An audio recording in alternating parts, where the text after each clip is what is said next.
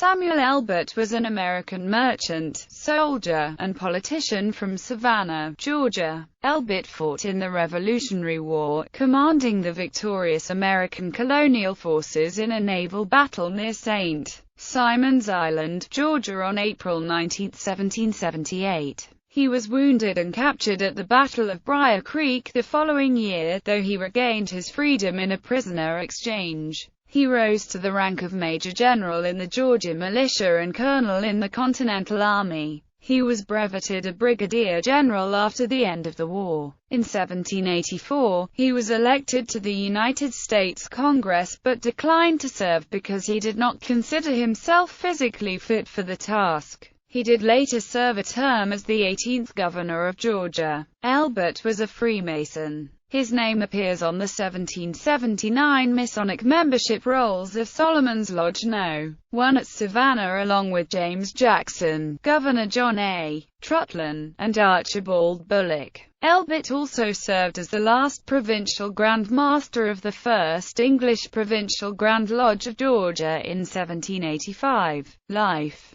Born in 1740 in Savannah, in the British province of Georgia, Samuel Elbert was the son of Baptist minister William Elbert and his wife, Sarah Greenfield. Elbert's parents died in South Carolina when he was 14. He traveled back to Savannah. Elbert was employed by a prosperous planter named John Ray, an important man in both commerce and government. Ray had built a beautiful home on his land near Savannah known as Ray's Hall. It was through Ray's influence that Elbert was commissioned to go into Indian country as a trader. He had great success in his dealings with the Indians, mostly because of his kind regard for them. On one occasion, Elbert had been called upon to escort and protect a party of Indians who had come to Savannah in an effort to redress a great wrong, the murder of a Creek chief called Mad Turkey by Thomas Fee. The incident turned into an issue, and in 1774, feelings ran high between the whites and the Indians. Fee was convicted and jailed. In 1785, Elbert wrote in a letter to George Walton, "It is a pity that the people on our frontiers will behave so cruelly toward those poor savages, not contented with having their lands, but to rob, beat and abuse them likewise is enough to bring down divine vengeance on their heads." He became engaged to Ray's daughter, Elizabeth. In 1769, they were married at Ray's Hall, a union which, according to historian Charles C. Jones, confirmed Elbert's social position and influence. Elbert became a captain of a grenadier company of Savannah's 1st Regiment of Militia in June 1772 and signed a Pledge of Allegiance to the King of Great Britain as a prerequisite to being commissioned as an officer. American Revolutionary War. He became active in the Provisional Congress of Georgia and its outgrowth, the Georgia Council of Safety. At the suggestion of a committee of the Council of Safety, the companies of the Georgia Militia decided to elect their own officers. As a result, all officers loyal to the king were replaced with staunch supporters of the oppositionist cause. On February 4, 1776, Elbert was made a lieutenant colonel and later colonel in the Georgia Militia. Samuel Elbert contributed as much as any other man to the early movement for Georgia's independence, according to researcher C. E. Purcell. In 1777, Georgia's President, Button Gwinnett, decided to launch an invasion of Florida to liberate that territory from the British. His plan was to send Colonel Samuel Elbert with 400 Continental troops in 3 galleys and support craft by sea and another element of 109 mounted militia led by Colonel John Baker by land. The 2 elements were to rendezvous at Sawpit Bluff, near the mouth of the Nassau River, a site that is presently within the city limits of Jacksonville, Florida. At about the time this expedition was initiated, an ongoing feud between Gwinnett and the commander of Georgia's Continental troops, General Lachlan McIntosh, resulted in a duel in which both parties were wounded. Butt and Gwinnett died of blood poisoning 3 days later on May 19, 1777. Nevertheless, one reason Florida never became a part of Georgia might be found in the vagaries of the wind. May 13, 1777 was to the date picked for Elbert and Baker to combine their forces and drive back the British. Many problems prevented Elbert's sea expedition from reaching its destination on time. While on the boats, the men were stricken by disease, which combined with supply problems and headwinds, slowed their progress considerably. In addition, the waters in this area are relatively low in the spring, making navigation somewhat difficult. On May 30, Elbert wrote in a letter to his brother-in-law, Colonel Joseph Havisham, "Could we have got the galleys into St. John's River, I would, with the men I have with me, made the whole province of East Florida tumble." Colonel Baker's mounted militia arrived at Sawpit Bluff as planned, but quickly moved to a new location when it became apparent that the British already knew of their intentions. During this move, Colonel Baker's men were surprised by a force of some 400 British troops, and a brief battle ensued in the vicinity of Thomas Creek just south of where it empties into the Nassau River. Outnumbered and facing withering fire, most of Baker's men deserted. Colonel Baker, together with his few remaining forces, was obliged to retreat, returning to Georgia on May 17.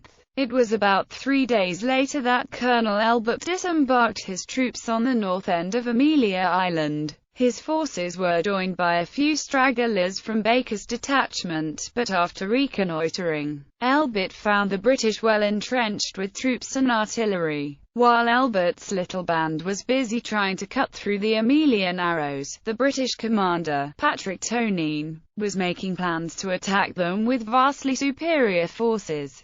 To ensure total victory, the British warships Rebecca and Hawke were ordered out to block any attempt of Elbert's little flotilla to escape. A violent storm came up, and the British warships were forced out to sea. Before they could return, they encountered a rebel brigantine of 16 guns. The ensuing battle damaged the Rebecca so badly that it could no longer carry on, allowing Elbert to leave Amelia Island unopposed. Failing to surprise the British and without the support of Baker's detachment, Elbert and his men returned to Georgia without much having been accomplished. Shortly thereafter, Elbert concluded in a letter to General McIntosh, "I think that little can be done, unless by a formidable invasion, which I judge to be rather too much for Georgia to undertake till her forces are put on a more respectable footing, and therefore recommend confining our operations entirely to the defensive till a more favorable opportunity. We have too many secret enemies amongst us who keep up a regular correspondence with our Florida neighbors,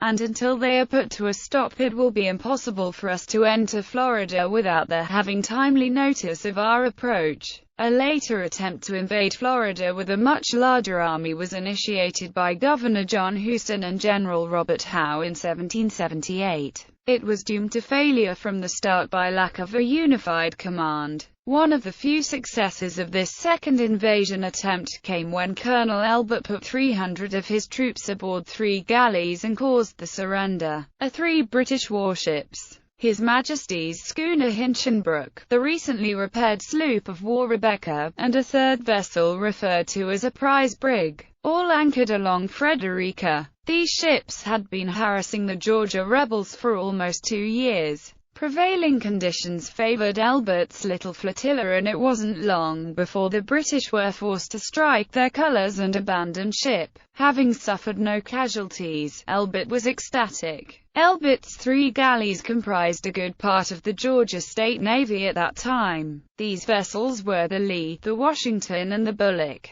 A 4th galley, named the Congress, was the other galley authorized by the Continental Congress for the state. The galleys were approximately 70 feet in length and were powered by 2 lateen sails as well as oars, and had a very large cannon mounted in the bow. Although not suited for ocean-going, their maneuverability made them formidable in the shallow coastal waters of Georgia. The remarkable success of this enterprise encouraged him to consider launching an attack against another heavily armed British vessel, the Galatea. anchored at the north end of Jekyll Island. Apparently he decided against it, and the Galatea, unable to complete its mission, set sail for St. Augustine, Florida a few days later. General Howe commended Elbert and his troops for their victory over the British ships and, partly because of this venture, decided to continue with the invasion of Florida. Meanwhile, Samuel Elbert continued with his continental troops toward Florida. Just after they crossed the Satilla River, on June 24, the first solar eclipse recorded in the British colonies occurred. It was called the Dark Day by the troops and may well have been responsible for some of the desertions about then. Elbert, now joined by General Howe, continued on and occupied Fort Tonine, which had been deserted by the British. It was here that problems began to arise. Houston and Howe were unable to agree on who would lead the Continentals in the invasion, and the rebel naval commander, Commodore Oliver Bowen, refused to subordinate himself to the army. This, along with the lack of surprise and widespread illness among the troops, caused the invaders to be halted in a battle at a place called Alligator Bridge. General Howe announced that, "Our principal objective has been accomplished," and returned his troops to Georgia. Although the skirmishes between the Patriots and the Loyalists continued, the 1778 expedition was the last of Georgia's attempts to throw the British out of Florida. In December of 1778, the British sent a fleet with about 3,500 troops led by Colonel Archibald Campbell to retake Savannah. General Howe, in command of the city, declined to accept an offer from Colonel Elbert to use Elbert's regiment to defend a landing place known as Gerardo's Plantation. As a result, the British were able to land without incident and soon were able to attack the American army from the rear by traversing a swamp under the guidance of a slave named Quimino Dolly. The Americans were soon forced to retreat across the bridge over Musgrove Creek. Although most of the army crossed safely, the British seized the bridge just before Elbert's command arrived. As a result, Elbert and his men were forced to swim the icy creek to avoid capture. They later joined General Howe about 8 miles above Savannah. Battle of Briar Creek. Savannah was pillaged by the British, and General Howe later faced a court-martial for abandoning not only Savannah, but giving up all of Georgia. The defense of Georgia continued with the troops that had not fled to the Carolinas. Among those was Samuel Elbert, who, with his remaining troops, briefly occupied Augusta, then deployed to the Briar Creek area where they continually harassed Colonel Campbell's army as it marched toward Augusta. The weather was cold and conditions harsh. On January 29, 1779, Elbert wrote in a letter to General Lincoln, commander of the Southern Army, "The articles of provisions we shall have plenty, of artillery we have none, small arms very ordinary in general and scarce. Many men have come to camp without any, which we have not to give them. Entrenching tools and camp utensils are not to be had here." In late February, Elbert was joined by General John Ashe and about 1,800 additional troops. Ashe deployed most of his troops on high ground near Briar Creek. It was here that Elbert nearly lost his life. Although Elbert was a brigadier general in the Georgia militia, he was still a colonel in the Continental Army at this time and was in command of one of 3 divisions under General Ashe. On March 3, 1779, the British launched a surprise attack and quickly routed Ashe's main army. Ashe disappeared into the woods, ostensibly to rally his scattered troops. The remaining left wing, under General Elbert, was driven back against Briar Creek, with Briar Creek behind him and surrounded on all other sides by the enemy. Elbert and Lieutenant Colonel John McIntosh, together with 60 Continentals and 150 Georgia militiamen, made a heroic effort to turn the fortune of battle without any help from the other 2 divisions. In the words of the Georgia Historical Commission, Elbert's small regiment made one of the valiant stands of military history. The British Army was forced to bring up its reserves and,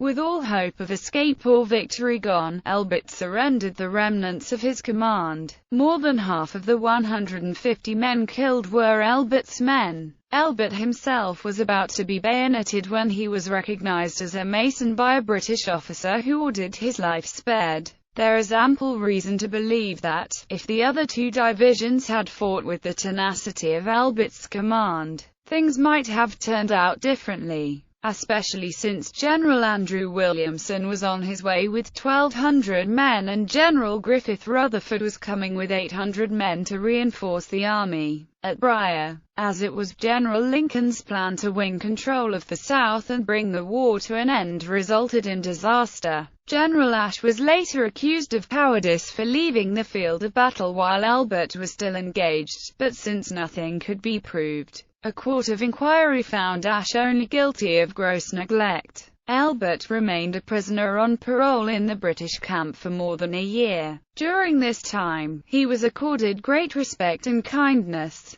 The British made every effort to suborn his allegiance, offering promotion, honors and other rewards, but he remained loyal to the American cause. Elbert was given considerable freedom while being held prisoner, which was unusual given the typically harsh treatment of prisoners at the time. It is a family tradition, however, that this freedom exposed him to a plot upon his life. It was attributed to a gang of Tories who had every reason to dislike Elbert since he had been very active against them. Their plan was to have him killed by Indians. While strolling in the woods one day, Elbert encountered two Indians with guns aimed directly at him. He had always extended great kindness to the Indians whenever he had had dealings with them in the past. He made a secret signal to them, and they recognized him as a friend. The Patriot movement at Augusta petitioned the Continental Congress to offer Brigadier General James Inglis Hamilton in exchange for Elbert,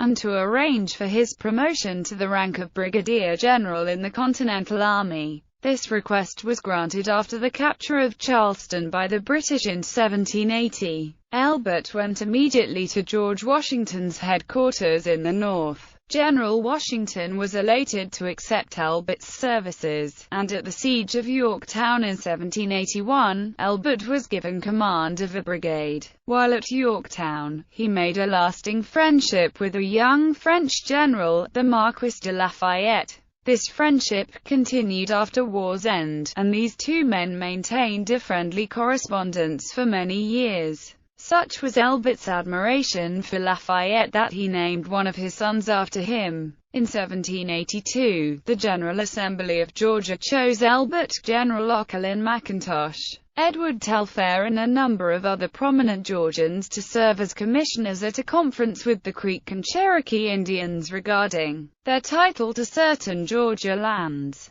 A meeting took place at Augusta in May 1783. In a May 31 treaty, the Cherokee ceded a tract between the Tugaloo and Oconee rivers. According to Hugh McCall's The History of Georgia, before the conference had ended, the news reached Georgia that a peace treaty had been concluded between Great Britain and her former colonies. Post-war activities. Many honors were bestowed upon Samuel Elbert.